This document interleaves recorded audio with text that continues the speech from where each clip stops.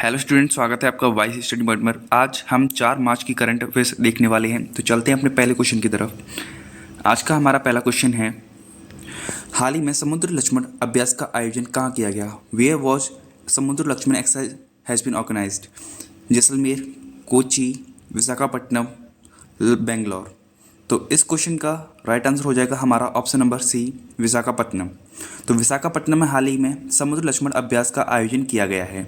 अब इस अभ्यास के बारे में और जान लेते हैं। इंडिया मलेशिया के बीच में हुआ है और 2024 में इसका तीसरा एडिशन हुआ है। हुआ कहाँ पर? विशाखापट्टनम में हुआ है और ये 28 से 2 मार्च के बीच में हुआ था और इसमें हमारे भारतीय जहाज किल्टन ने भाग लिया था। अब कुछ एक्सरसाइज जो 2024 में हुई हैं उनके बारे में देख लेते हैं। डेजर्ट साइक्लोन, ये इंडिया और यूएई के बीच में हुई। कहाँ पर हुई? भारत के राजस्थान में हुई। सहयोग काइजन, इंडिया और जापान के बीच में चेन्नई में हुई। अर्थ्या एक्सरसाइज, इंडिया और थाईलैंड के बीच में हुई। साइक्लोन एक्सरसाइज, इंडिया और इजिप्ट के बीच में हुई कहाँ पर? इजिप्ट में हुई। खंजर एक्सरसाइज, भारत और किर्गिस्तान के बीच में हुई। हिमाचल प्रदेश के बकलो जिले में हुई। स्टील फास्ट डिफेंडर एक्सरसाइज, ये नाटो देशों की एक्सरसाइज है। डेजर्ट टेंट एक्सरसाइज, ये इंडिया, इस एक्सरसाइज में इंडिया, फ्रांस और यूएई भाग लेते हैं और ये एक्सरसाइज हुई कहाँ पर है? अरब सागर में हुई है। सदा तंत्रिक अभ्यास एक्सरसाइज, ये इंडिया और सऊदी अरब के बीच में होने वाली एक्सरसाइज है। ये हुई कहाँ पर? राजस्थान में हुई है। बात करें वायु शक्ति की, तो वायु शक्ति इंडियन एयरफोर्स की एक एक्सरसाइज है। ये पोखरण राजस्थान में हुई है। मिलन एक्सरसाइज, जो कि एक मल्टीलेटरल एक्सरसाइज है, इसमें इंडिया की नेवल फोर्स ने हिस्सा लिया है और इनके बीच में होती है और ये हुई कहाँ पर है? विशाखापट्टनम में हुई है। और देख लेते हैं दोस्ती एक्सरसाइज, ये इंडिया, मालदीव्स और श्रीलंका के बीच में होने वाली एक्सरसाइज है। हुई कहाँ पर है? मालदीव्स में हुई है।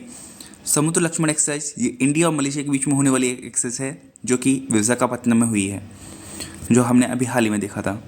Next question, UEFA women's national football league 2023-24 का खिताब किस देश ने जीता है? Which country won the title of first UEFA women's national football league 2024? France, Croatia, Spain, Argentina. तो इस क्वेश्चन का राइट आंसर हो जाएगा आपका ऑप्शन नंबर सी, स्पेन। तो जो UEFA की वुमेन्स नेशनल फुटबॉल लीग 2023-24 का खिताब है वो स्पेन टीम ने जीत लिया है और इससे पहले इसका नेशनल मेल्स का यानी कि मेंस का नेशनल फुटबॉल लीग हुआ था 2023 वाला, उसको भी स्पेन ने ही जीता था। अब देख लेते हैं कुछ टूर्नामेंट्स और जो रिलेटेड हैं, फुटबॉल से रिलेटेड कोई अवार्ड वगैरह हैं उनको देख लेते हैं किसने क्या जीता। तो BBC sports personality of the year award किसने जीता है? मैरी इरब्स ने जीता है। ये कहाँ की हैं? इंग्लैंड की हैं। Best team of the year award Manchester city ने जीता है। BBC का है ये भी।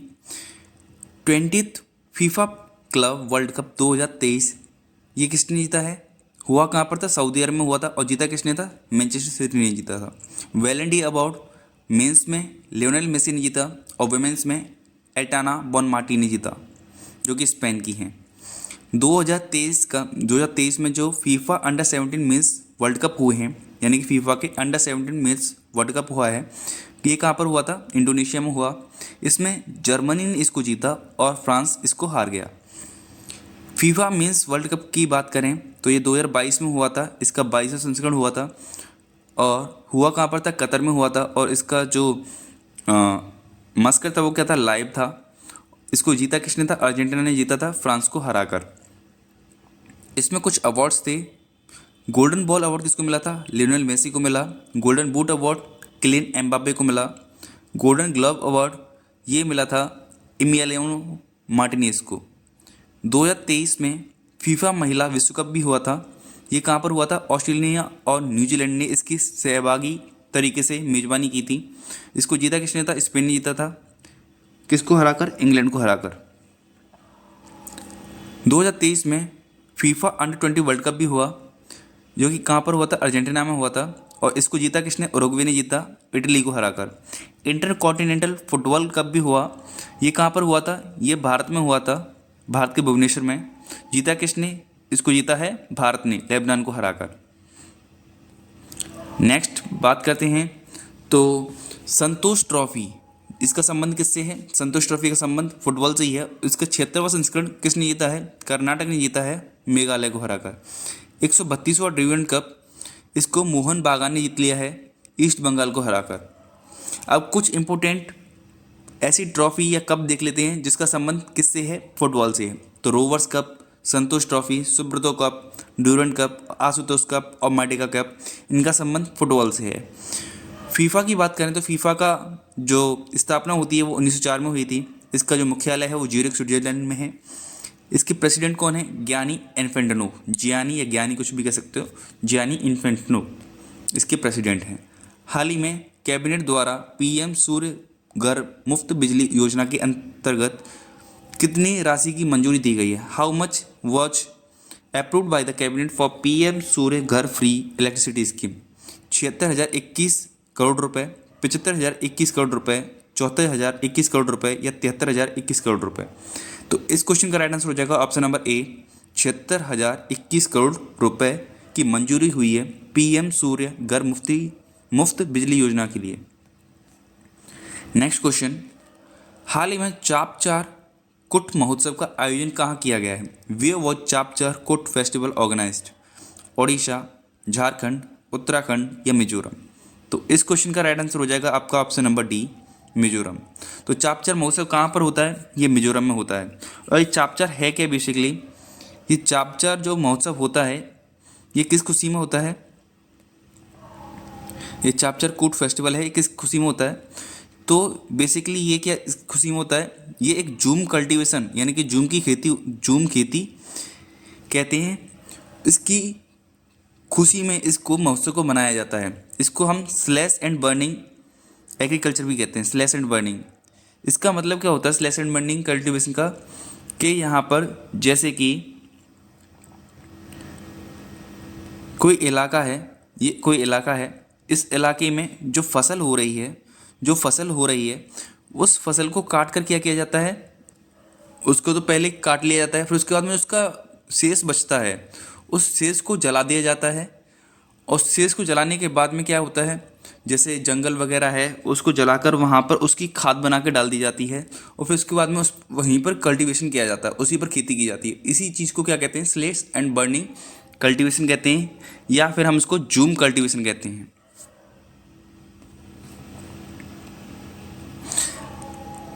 चापचारकुट महोत्सव was celebrated in Mizoram on 1 March 2024। It is celebrated by Mizo tribe. इसको मिजो जनजाति के द्वारा मनाया जाता है। Chapcharkut is made like a spring festival. इसको स्प्रिंग फेस्टिवल के तरीके से सेलिब्रेट किया जाता है, यानी कि जैसे कि खेती हो जाने के बाद में इस फेस्टिवल को मनाया जाता है।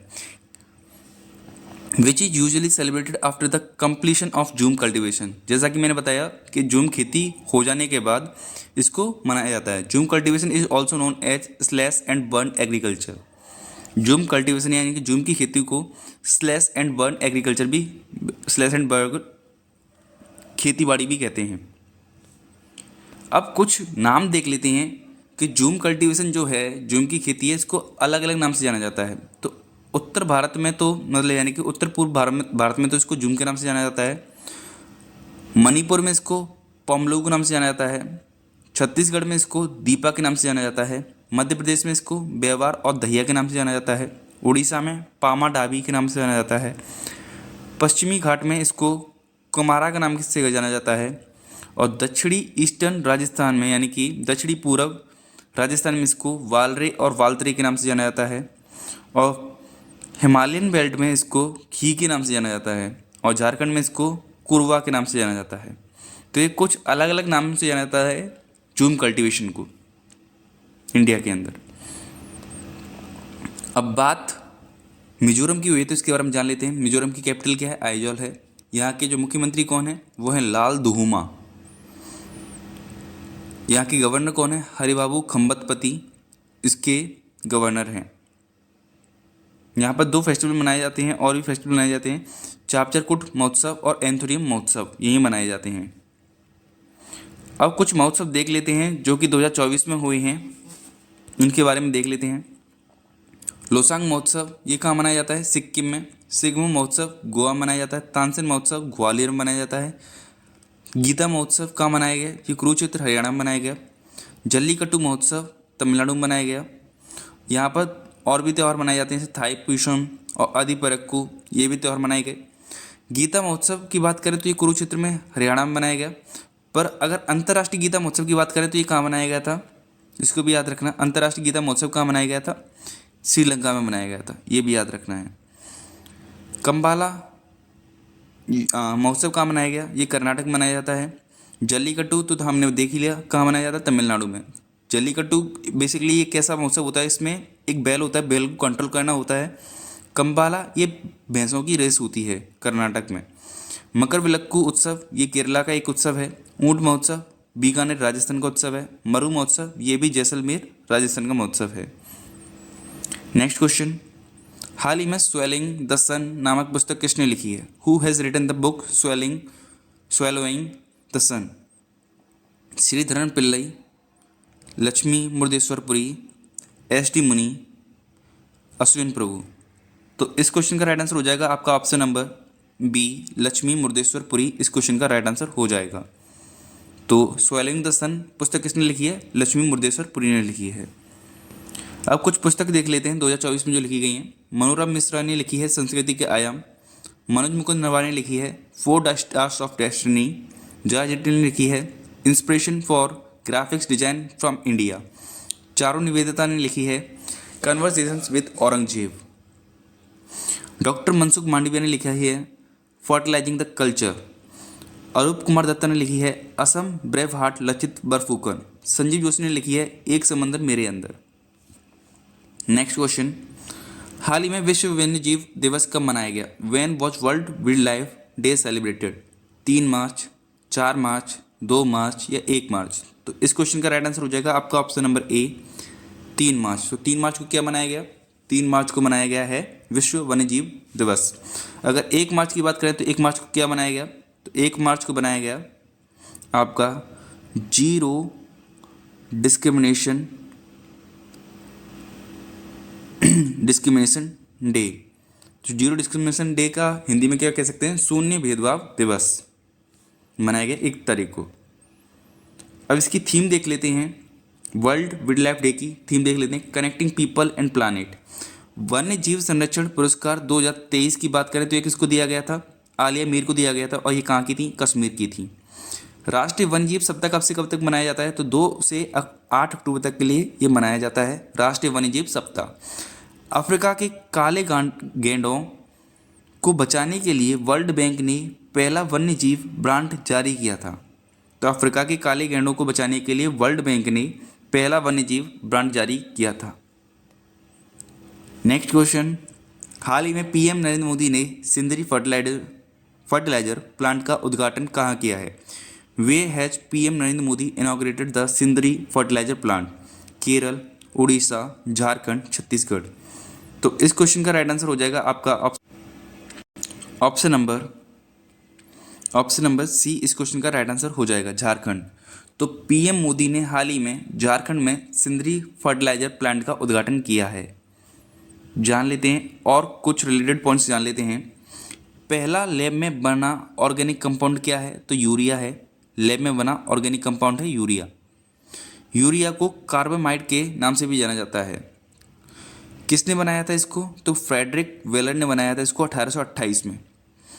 पहला नैनो लिक्विड यूरिया प्लांट कहाँ लगा है? तो ये भारत में कलौल गुजरात में लगा है। यूरिया गोल्ड की बात करें तो ये मिट्टी में सल्फर की कमी को दूर करता है। गोल्ड यूरिया जो यूरिया गोल्ड है ये मिट्टी में सल्फर की कमी को दूर करता है। इसे पीएम मोदी ने राजस्थान के सीकर में लॉन्च किया था। अब बात झारखंड की हुई है तो झारखंड के कुछ फैक्ट्स जान लेते हैं जो रिसेंट ईयर में कुछ जिन वजह से झारखंड न्यूज़ में रहा था उनको देख लेते हैं। झारखंड की ऑल जो सारी की सारी जो करंट अफेयर्स हैं उसको हम देखते हैं। पीएम नरेंद्र मोदी ने सिंदरी फर्टिलाइजर प्लांट का उद्घाटन कहाँ किया है? धनबाद में किया है। आदिवासियों और दलितों के लिए वृद्धावस्था पेंशन लाभार्थियों की आयु 60 वर्ष से घटाकर 50 वर्ष कर दी गई है। अबुआ वीर दिशोम अभियान कहाँ चल रहा है? तो ये झारखंड में चल रहा है। अबुआ आवास योजना कहाँ चल रही है? ये झारखंड में चल रही है। सरहुल फेस्टिवल और श्रावणी मेला कहाँ लगता है? झारखंड में लगता है। और यहीं पर एक प्रोजेक्ट रेल चालू किया गया है झारखंड में। बोकारो लौह इस्पात संयंत्र की बात करें तो ये कहाँ पर है? ये झारखंड में है। मुख्यमंत्री ग्राम गाड़ी योजना कहाँ पर चालू है? तो ये झारखंड में चालू है। देश का सबसे बड़ा हाई कोर्ट परिसर यानी कि उच्च न्यायालय परिसर कहाँ बनकर तैयार हुआ है? तो रांची में बनकर तैयार हुआ है। झरनी योजना पोर्टल कहाँ चालू हुआ है? तो ये झारखंड में चालू हुआ है। झरनी झारखंड। झारखंड के सोहराई खोवर पेंटिंग को जीआई टैग मिला है। तो सोहराई खोवर पेंटिंग को जीआई टैग मिला है, जो कि कहाँ की है? झारखंड की है। बेतला नेशनल पार्क और पलामू टाइगर रिजर्व कहाँ पर है? झारखंड में है। प्रधानमंत्री मोदी ने झारखंड के देवघर हवाई अड्डे का उद्घाटन किया है। तो यहाँ पर एक हवाई अड्डे का उद्घाटन किया गया है जिसका नाम है देवघर हवाई अड्डा। आयुष्मान भारत योजना कहाँ से शुरू की गई थी? तो ये रांची से शुरू की गई थी 23 सितंबर 2018 से इसको चालू किया गया। झारखंड का जामताड़ा जिला देश का पहला जिला बना जिसके हर गांव में पुस्तकालय है। कोल कैपिटल ऑफ इंडिया किसको कहा जाता है? धनबाद को कहा जाता है, जो कि कहाँ पर है? झारखंड में है। सेंट्रल कोल फील्ड का हेडक्वार्टर कहाँ पर है? तो ये रांची में है। नेक्स्ट क्वेश्चन, हाल ही में भारत ने पाकिस्तान की ओर जाने वाली किस नदी के पानी को रोक दिया है? India has stop the water of which river going to Pakistan? Ravi, Sindhu, Sutlej, Beas. तो इस क्वेश्चन का राइट आंसर हो जाएगा आपका ऑप्शन नंबर ए। तो रावी के पानी को पाकिस्तान से जाने से रोक दिया है भारत ने। बेसिकली था क्या, एक ट्रीटी थी, वर्ल्ड बैंक के द्वारा की गई ट्रीटी थी। इसमें इंडिया और पाकिस्तान के बीच में ये ट्रीटी की गई थी। किसकी देखरेख में? वर्ल्ड बैंक की देखरेख में। कब की गई थी? 1960 में की गई थी। इसमें था क्या, इसको देख लेते हैं।